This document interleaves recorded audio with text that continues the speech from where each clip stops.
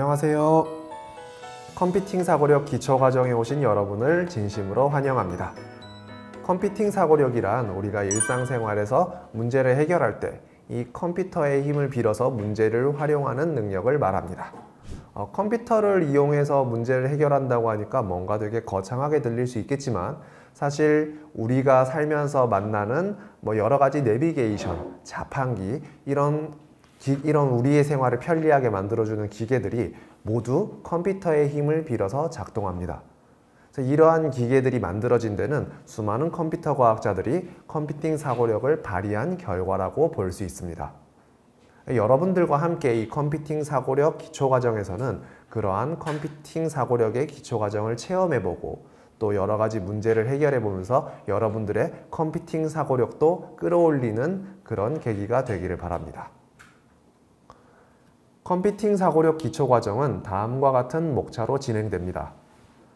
먼저 해결해야 할 문제 이해 및 분해하기, 알고리즘을 통해 문제 분해하기처럼 우리가 이 컴퓨팅 사고력의 핵심이 되는 알고리즘을 학습해 볼 것입니다. 우리 이렇게 배운 알고리즘을 바탕으로 여러분들이 블록 기반 프로그래밍 도구, 학교에서 엔트리라는 프로그램을 배운 친구도 있을 것 같은데 이런 엔트리 같은 블록 프로그래밍 도구로 여러분들이 간단한 프로그램을 만들어 보겠습니다.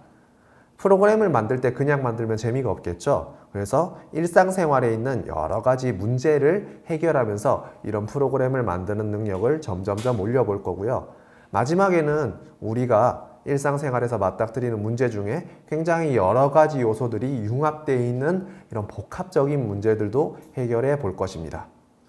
이렇게 알고리즘을 배우고 간단한 프로그래밍 도구를 배우고 또 프로그래밍을 통해서 여러분의 문제를 해결하는 과정을 통해서 여러분들의 컴퓨팅 사고력이 쑥쑥 올라갈 거라고 기대합니다. 이번 차시에 배울 것은 해결해야 할 문제 이해 및 분해하기입니다. 해결해야 할 문제 이해 및 분해하기를 통해서 우리가 배워야 할 학습 목표는 두 가지입니다. 첫 번째 학습 목표는 문제를 계산 가능한 문제와 그렇지 않은 문제로 구분하는 것입니다. 그리고 두 번째 학습 목표는 계산 가능한 문제를 분해하여 해결하는 것입니다. 이 계산이라고 하면 무엇이 떠오르나요? 우리가 계산은 수학 시간에 주로 배우죠. 더하기, 곱하기, 빼기, 나누기 이런 것들이 계산이었습니다. 근데 문제를 계산 가능한 문제로 분해한다라. 수학 시간에 문제를 풀었던 것 같은 느낌이 듭니다. 수박을 사오는데 수박의 가격이 얼마였을까? 이런 것들. 하지만 여기서 말하는 계산 가능한 문제라는 건 여러분들이 생각하는 것보다 조금 더 넓은 개념입니다. 이렇게 계산 가능한 문제와 그렇지 않은 문제를 구분해야 되는 이유는 컴퓨터가 그리고 아까 여러분들한테 말했던 자판기, 내비게이션 이런 기계들이 모두 우리의 문제를 계산해서 해결하기 때문입니다. 따라서 우리는 일상생활의 문제를 계산 가능한 문제와 그렇지 않은 문제로 구분하는 것을 첫 번째 학습 목표로 해볼 거고요. 자, 이렇게 계산 가능한 문제가 저절로 떨어지는 것이 아니거든요. 그래서 우리가 살면서 맞닥뜨리는 문제를 계산 가능하게 여러 가지 방법을 이용해서 분해를 해줘야 됩니다. 이렇게 문제를 계산 가능한 문제로 분해하는 것을 두 번째 학습 목표로 잡아보겠습니다. 오늘 학습의 첫 번째 단계는 문제 상황 제시입니다. 선생님이 들려주는 문제 상황을 듣고 이 문제를 한번 해결해 보겠습니다. 물론 문제를 해결하는 방법에는 여러 가지가 있지만 아까 학습 목표에서 말한 대로 이 문제를 계산 가능한 형태의 문제로 만들어서 해결하는 것이 이번 차시의 목표입니다. 자, 학급 회장 시연이는 주말마다 친구들과 함께 학예회를 연습하고 있다. 연습이 끝나고 함께 맛있는 점심 식사를 한다. 주말마다 이렇게 학예회를 연습하고 또 점심 식사도 하고 있네요. 뭔가 재밌는 추억이 쌓일 것 같습니다. 자, 하지만 매일매일 점심 식사 메뉴를 고르는 것이 어렵다. 누군가 먹고 싶은 것을 확실하게 말해주면 좋을 텐데 대개 서로 무엇을 먹을지 정하는 것을 미루곤 한다. 그쵸? 우리 여러 명이서 모였을 때 이렇게 점심 식사 메뉴를 고르기가 조금 어려웠던 경험들이 아마 이 강의를 듣는 여러분들도 있을 것 같아요. 어떨 때는 서로 막 어떤 걸 먹겠다고 이렇게 싸우면서 고르기가 어려울 때도 있지만 또 어떨 때는 뭐 네가 골라 하면서 막 뱅글뱅글 뭐가 좋은지 모르는 채로 막 식당을 돌아다니는 그런 경우도 있죠. 지금은 두 번째 경우인 것 같습니다. 자, 이런 문제를 이제 어떻게 해결했는지 한번 보겠습니다. 그래서 학급 회장인 시연이가 매일 점심 메뉴를 정하기로 했다. 시연이가 대표로 점심 메뉴를 그냥 정해서 이렇게 같이 먹기로 한 모양이에요. 어떻게 하면 점심 식사 메뉴 정하는 고민을 덜 수 있을까? 메뉴를 정하기 위해선 무엇을 조사해야 될까? 네, 시연이가 이렇게 점심 식사 메뉴를 정하기로 했는데 이렇게 시연이가 점심 식사 메뉴를 정할 때 어떻게 하면 조금 더 잘 정할 수 있을지, 또 이렇게 점심 식사를 정하기 위해서는 무엇을 조사해야 할지를 찾아서 우리 시연이의 문제 해결을 도와줍시다. 시연이의 문제 해결을 도와주기에 앞서 오늘 이 문제를 계산 가능한 문제와 그렇지 않은 문제로 구분하고 또 계산 가능한 문제를 분해해서 해결한다고 말씀을 드렸잖아요. 또 여기에 계산 가능한 문제라는 것들이 아직 여러분들한테 생소하게 다가올 겁니다. 그래서 오늘 학습에 이 계산 가능한 문제가 무엇인지 생각하면서 꼭 이렇게 문제 상황을 봐야 합니다. 먼저 선생님이 들려준 문제 상황을 분석해 보겠습니다. 첫 번째로 시연이가 처한 상황은 무엇입니까? 라는 질문을 해보고 싶네요. 자, 그리고 두 번째로는 문제를 해결하기로 한 방법은 무엇입니까? 라는 질문입니다. 세 번째로는 문제가 발생한 원인은 무엇입니까? 라는 질문이에요. 문제 상황을 듣고 한 번에 이렇게 쭉 이해하는 것도 좋겠지만 문제 상황을 조금씩 나눠서 이해하는 것도 굉장히 중요합니다. 자, 그렇게 문제 상황을 나눠서 이해해야만이 여러분들이 어떤 문제 상황에 어떤 해결책이 필요할지 잘 떠올릴 수 있기 때문입니다. 자, 그럼 첫 번째 문제부터 한번 같이 해결해 봅시다. 선생님의 질문을 들으면서 바로바로 이 답변을 생각한 친구들도 있을 것 같습니다. 여러분들이 생각한 것과 맞는지 다른지 한번 비교하면서 선생님의 이 답변을 들어보세요. 시연이가 처한 상황은 친구들이 점심 메뉴를 고르지 못하고 있는 상황입니다. 뭐 주말에 학예회 있고 뭐 이런 것들도 굉장히 중요한 요소겠지만 현재 시연이의 상황에서 핵심적인 문제 요소는 이 점심 메뉴를 고르지 못하고 있다는 것입니다. 자, 그렇다면 왜 점심 메뉴를 고르지 못하고 있을까요? 네, 그것이 굉장히 중요하겠죠. 왜 점심 메뉴를 고르지 못했을까요? 잘 기억해 보세요. 그쵸? 서로 무엇을 먹을지 계속 고민하면서 아무것도 고르지 못하는 친구들이 있다는 것이죠. 자, 그럼 그 문제를 어떻게 해결할 수 있을까? 자, 일단 시연이의 그런 문제 상황을 기억한 채로 두 번째 질문으로 넘어가 보겠습니다. 두 번째 질문입니다.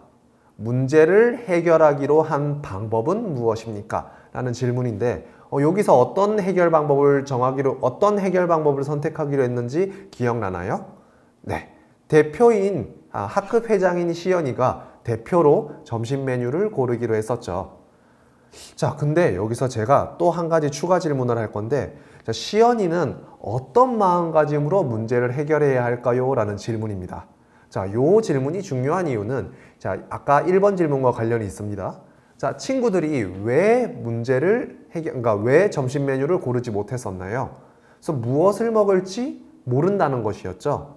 자, 그러면 시연이는 반대로 친구들이 무엇을 먹을지 모르니까 무엇을 먹으면 좋겠는지 여러 가지를 선택해서 친구들이 빠르게 아니면 혹은 편리하게 선택할 수 있도록 도와줘야겠죠.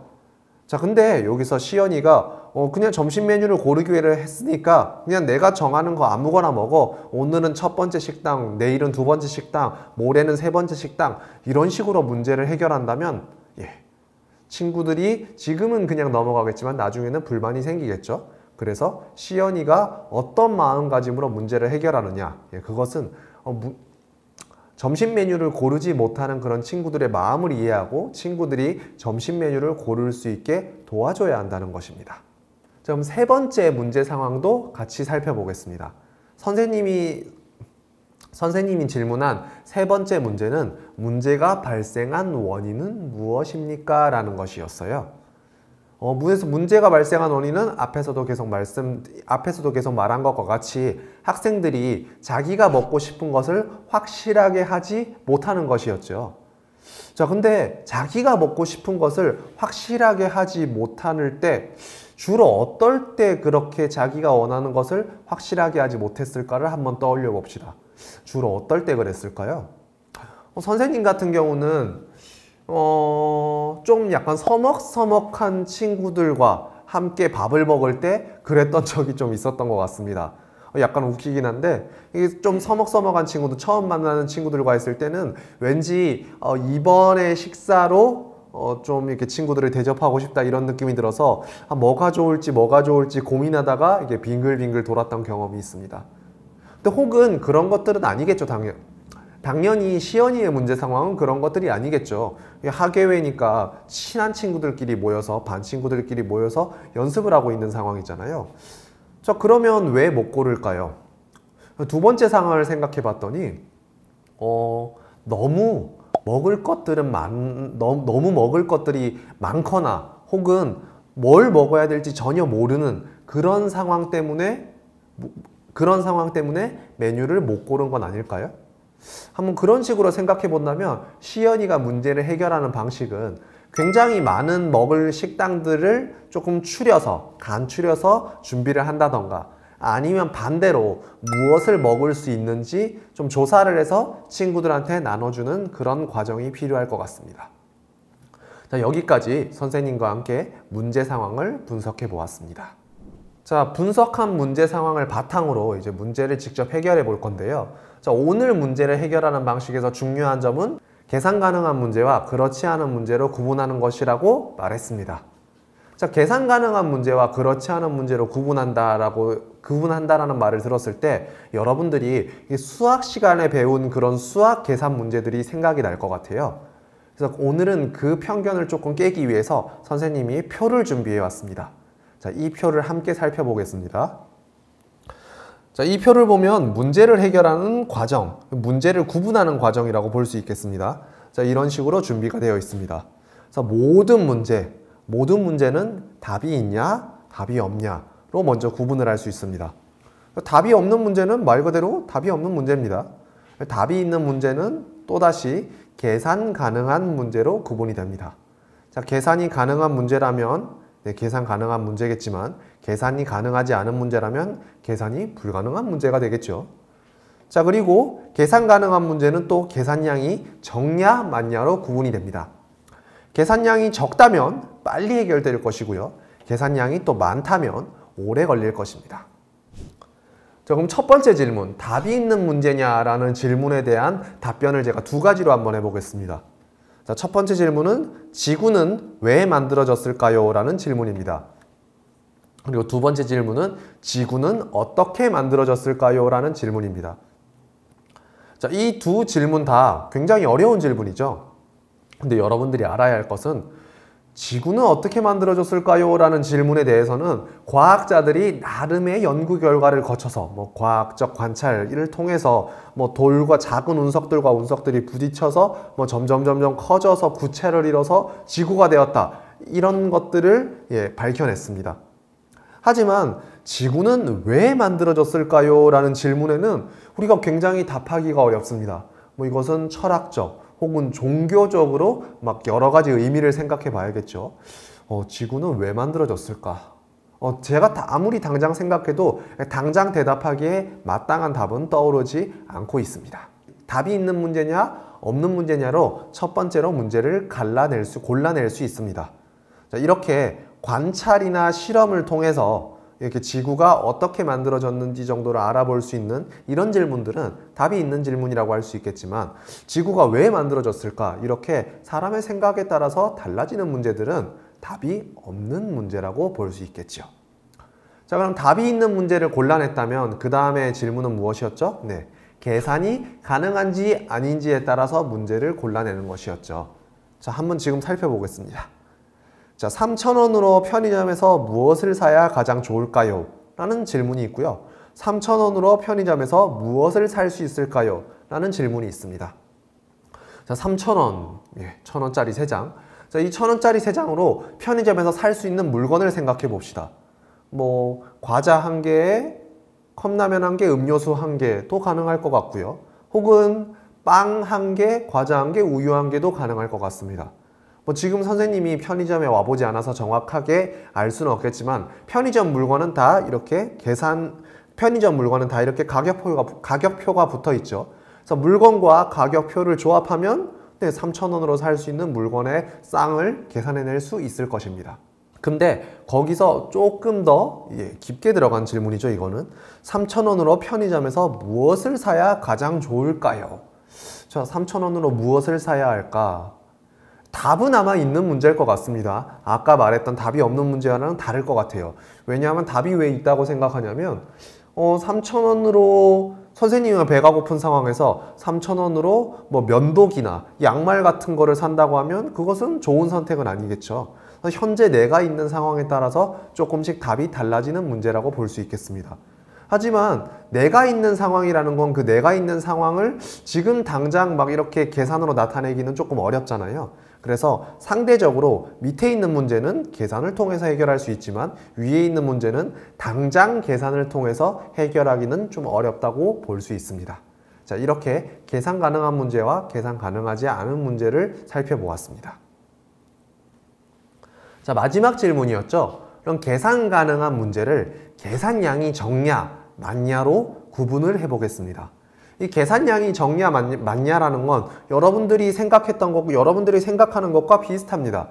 우리가 수학 시간에 수학 문제를 풀 때 금방 풀리는 문제가 있는 반면에 뭔가 계산을 되게 많이 해야 되거나 계산이 복잡한 문제가 있죠. 그래서 이렇게 계산이 복잡한 문제와 그렇지 않은 문제로 나누는 것입니다. 선생님이 2가지 질문을 준비했어요. 첫 번째 질문은 우리 반 친구들의 키를 모두 더하면 몇이냐 라는 것이죠. 우리 반 친구들의 키를 모두 더하면 몇이냐? 그러면 우리 반 1번 친구부터 끝번 친구까지 키를 다 조사해서 그것들을 뭐 계산기로 더한다든지 손으로 더한다든지 하면 되겠죠. 자, 근데 우리 반 친구들의 키 평균은 전 세계의 몇 %쯤 될까요? 요것은 어떻습니까? 위의 질문에 비해서 뭔가 계산해야 될 것들이 조금 늘어났습니다. 자, 첫 번째로 키를 모두 더한 것과 키 평균은 조금 다르죠. 이 키 평균은 키를 모두 더한 것을 우리 반 친구들의 수로 나누어 줘야 합니다. 자, 그리고 전 세계의 몇 %쯤 될까요? 라는 질문에 답하기 위해서는 전 세계 사람들이 키가 한 얼마 정도 되는지를 또 조사를 해야 되겠습니다. 또 그 가운데 몇 %가 될지는 또 정해가지고 우리가 계산을 해야 될 것입니다. 자, 오늘은 요 구체적인 수학 공식에 대해서 다루지는 않겠지만 첫 번째 질문에 비해서 이 2번째 질문은 확실히 계산해야 될 양이 훨씬 더 많습니다. 요즘은 컴퓨터가 굉장히 발달했고 또 많은 사람들이 데이터들을 수집하고 또 가공해서 우리의 생활을 편리하게 바꾸고 있기 때문에 이런 2번째에 대한 질문도 어느 정도 할 수 있을 것 같습니다. 사실 한의원이나 정형외과에 가면 내 키가 뭐 전국 몇 % 정도 되는지 혹은 내 영양 상태로 이러한 키를 내 영양 상태로 현재 키가 적절한지 아닌지 이런 것들을 알려주는 프로그램들이 있죠. 그것들이 굉장히 많은 계산을 통해서 문제를 해결하고 있는 사례라고 볼 수 있습니다. 자, 그럼 이렇게 문제를 계산 가능한 문제와 계산 불가능한 문제로 구분하는 것이 왜 중요하냐면 우리가 살고 있는 세상이 너무나 복잡하기 때문입니다. 여기 선생님이 3가지 질문을 준비해 왔습니다. 자, 첫 번째 질문은 머리를 언제 감을까 하는 질문입니다. 머리를 언제 감을까? 아마 남학생과 여학생이 조금 다를 것 같은데요. 우리 남학생 친구들 같은 경우는 머리도 짧고 그러니까 뭐 매일매일 머리를 감고 말리는 것이 쉽게 가능합니다. 하지만 우리 여학생들 같은 경우에 머리가 상대적으로 긴 경우들이 있기 때문에 머리가 긴 친구들은 언제 감을지 좀 고민이 되죠. 또 아침에 감아야겠다라고 다짐을 했지만 아침에 너무 급할 때는 감지 못하는 그런 문제들도 생기고요. 자, 그리고 시험 공부를 얼마나 할까? 이것도 굉장히 중요한 문제지요. 우리가 열심히 성실하게 막 이렇게 시험 공부를 하면 당연히 좋은 결과가 나오겠지만 어떨 때는 조금 놀고 싶기도 하고 어떨 때는 또 시험 공부를 할 때 과목별로 내가 집중하고 싶은 과목이 있기도 할 겁니다. 자, 그리고 또 마지막으로 떡볶이에 어떤 사리를 넣어 먹어야 할까? 요것은 선생님이 배달 떡볶이를 준비하면서 항상 고민하던 거였거든요. 그래서 뭐 소세지 사리를 추가할지, 뭐 요즘은 분모자라는 뭐 그런 쫄깃쫄깃한 당면을 추가하기도 하죠. 또 뭐 차돌박이 같은 고기 토핑을 추가할지, 막 이런 것들을 굉장히 고민을 많이 합니다.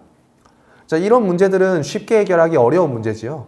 그래서 이런 문제를 해결하는 방법 중에 하나가 바로 계산입니다. 자, 계산을 통해서 이 문제를 해결한다면 문제를 좀 단순하게 만들어야겠죠. 머리를 언제 감을까 하는 문제는 머리를 감을 수 있는 선택지들을 이렇게 쭉 나열해 놓고 언제 감는 것이 효율적인지 이렇게 점수를 한번 매겨보는 것, 뭐 그런 식으로 문제를 해결할 수 있겠네요. 자, 이런 문제를 해결하는 방법은 크게 세 단계입니다. 자, 먼저 첫 번째 단계는 어떤 상황을 점수로 매겨보는 것입니다. 예를 들어서 아까 말했듯이 이 머리를 감는다는 상황을 한번 아침에 냈을 때 몇 점 정도 될 것 같아. 점심에는 못 감죠. 밤에 감았을 때는 한 몇 점 정도 될 것 같다. 이런 식으로 점수를 매겨보는 것입니다. 자, 근데 점수를 매기는 것이 쉽지는 않죠. 그래서 이런 점수를 매길 때는 기준을 정하는 것입니다. 예를 들어서 이 점수의 기준을 정한다는 것은 이번에는 아까 두 번째 문제, 어떤 시험 공부를 얼마나 할까라는 문제를 한번 기준을 정해서 점수를 매겨보겠습니다. 먼저 시험이라고 하면 우리가 뭐 국영수, 사과, 음미, 채도, 실 뭐 이렇게 10가지 과목에 대해서 여러분들이 공부를 할 것 같습니다. 자, 그럼 국영수, 사과, 음미, 채도, 실 중에 내가 상대적으로 공부를 못하고 있는 과목, 내가 상대적으로 점수가 좀 안 나오는 과목을 공부해서 점수를 끌어올리고 싶은 친구들이 있을 것입니다. 혹은 반대로 국영수, 사과와 같이 내가 뭔가 좀 목적을 가지고 공부를 해야 되기 때문에 이렇게 이 과목들의 점수를 올려야겠다라고 생각하는 친구들도 있을 것입니다. 자, 그러면 내가 원하는 과목, 그러니까 내가 좋아하는 과목을 더 공부하겠다, 내가 잘해야 되는 과목을 더 공부하겠다, 현재 내가 못하고 있는 과목을 공부하겠다와 같이 기준을 매겨서 점수를 더할 수 있을 것입니다. 자, 이렇게 점수의 기준을 매기는 것이 두 번째 단계이고요. 자, 마지막으로는 그렇게 매긴 점수들이 어떤 것이 더 큰지 비교하는 것입니다. 자, 이런 과정들은 모두 계산입니다.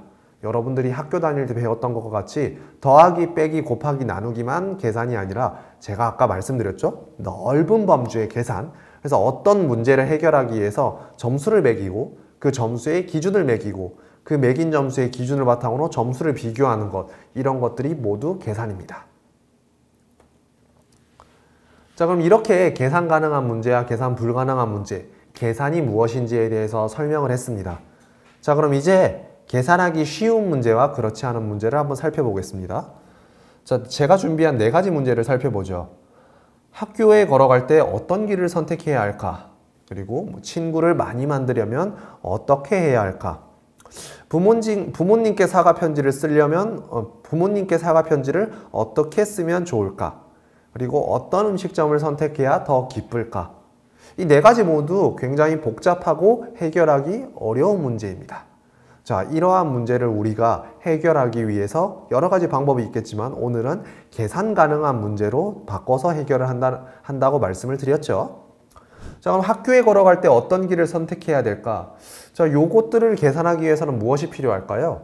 네, 이 길을 걸어가는 그 길의 거리, 그리고 시간, 뭐 이런 데이터들이 필요하겠죠. 이런 데이터를 비교해서 가장 효율적으로 적절하게 학교에 가는 방법을 생각해내면 좋을 것입니다. 자, 두 번째, 친구를 많이 만들려면 어떻게 해야 할까? 요거는 언뜻 보기에는 계산하기가 쉽지 않아 보입니다. 친구를 많이 만드는 방법이라는 게 있는지 선생님은 조금 헷갈립니다. 자, 그리고 세 번째, 부모님께 사과 편지를 어떻게 쓰면 좋을까? 요것도 쉽지 않은 문제인 것 같습니다. 화가 난 부모님, 내가 어떤 잘못을 했느냐에 따라서 이렇게 좀 달라지는 문제이기도 하고요. 그렇죠? 자, 마지막으로 어떤 음식점을 선택해야 더 기쁠까? 이건 역시 내가 음식점에 가는 상황들을 고려해야 더 기쁘고 덜 기쁘고 이런 것들을 구분할 수 있겠습니다. 자, 이렇게 보면 가장 계산하기 쉬운 문제는 첫 번째 문제죠. 학교에 걸어갈 때 어떤 길을 선택해야 할까? 자, 근데 2번, 3번, 4번도 계산하기 쉬운 문제는 아니지만 계산을 할 수 없다는 것은 아닙니다.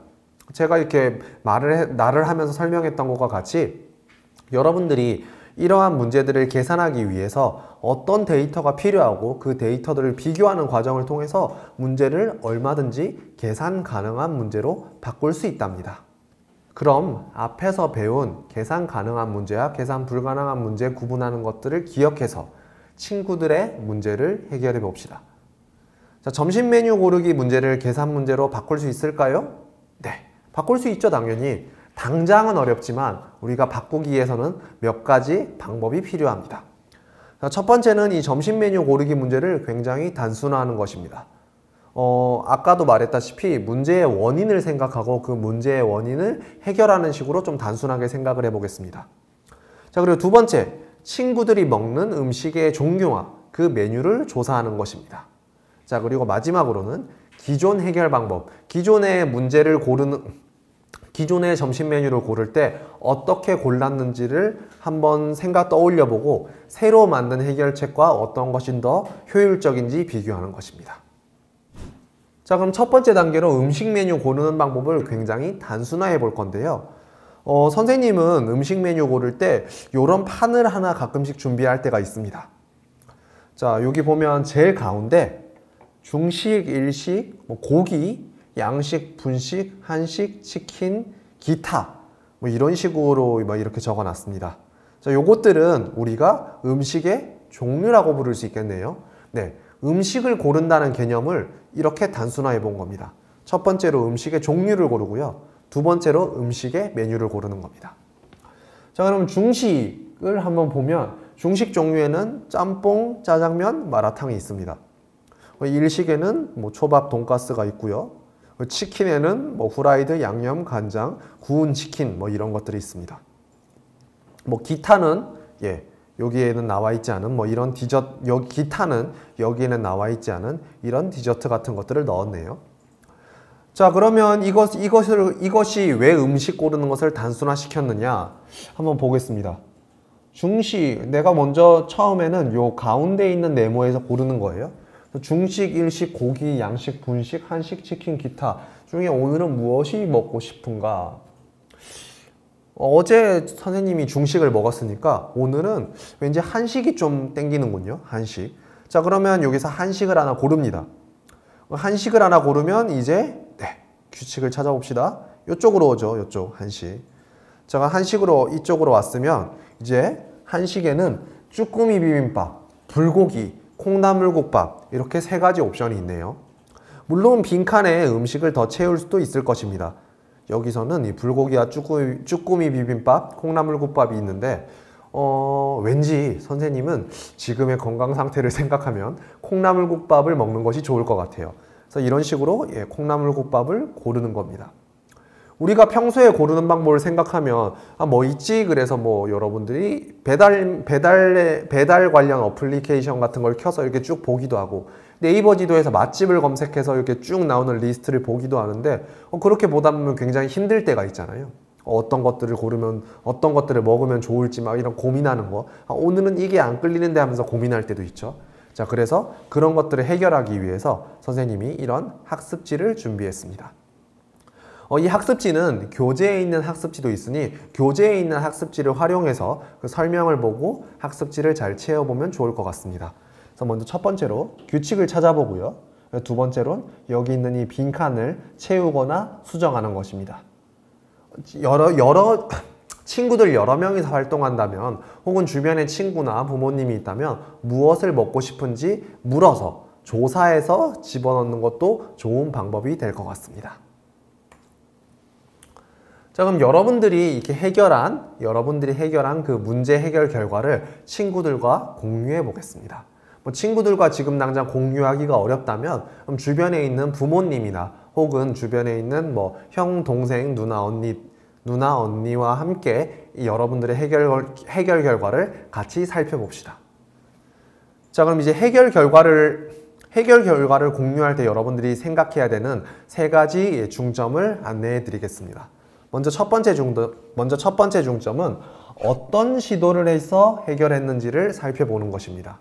사실 음식 메뉴를 고르는 것이 쉬운 일은 아니죠. 자, 아까 말했던 것처럼 쭈꾸미 비빔밥이랑 콩나물국밥이랑 불고기 이렇게 세 개가 있었습니다. 자, 자, 그럼 이 외에 한식 메뉴 5가지를 더 적어야 되는데 어떻게 적었습니까? 선생님 같은 경우는 네이버 지도에서 한식이라고 검색을 해서 한식이라고 검색해서 나오는 목록들 중에 선생님이 근처에서 갈 수 있는 식당들 중에 맛있는 것들을 골라서 조금 적어봤어요. 뭐 새로운 식당이 추가되면 더 추가할 수도 있겠지만 지금 당장 현재 선택할 수 있는 이 옵션들 중에서 맛있는 식당을 정렬을 했습니다. 물론 뭐 한식에는 여러 가지들이 있겠죠. 칼국수 같은 것들도 있을 텐데 공교롭게도 선생님 집 근처에는 칼국수 집이 없기 때문에 그 칼국수는 적어 놓지 못했어요. 자, 그리고 두 번째, 문제를 해결하면서 어떤 점이 어려웠는지를 생각해 보는 것도 좋을 것 같습니다. 저는 어떤 점이 어려웠냐면 뭔가 어떤 메뉴 한 가지를 적는데 그 메뉴를 어디에 넣어야 될지를 조금 어디에 넣으면 좋을지가 좀 헷갈렸습니다. 예를 들어서 이 파스타를 적는데 선생님 집 근처에 치킨집에서 이렇게 파스타랑 치킨이 같이 나오는 거, 파스타랑 이렇게 가라아게라고 부르죠. 이런 닭튀김이 같이 나오는 그런 세트들이 있었거든요.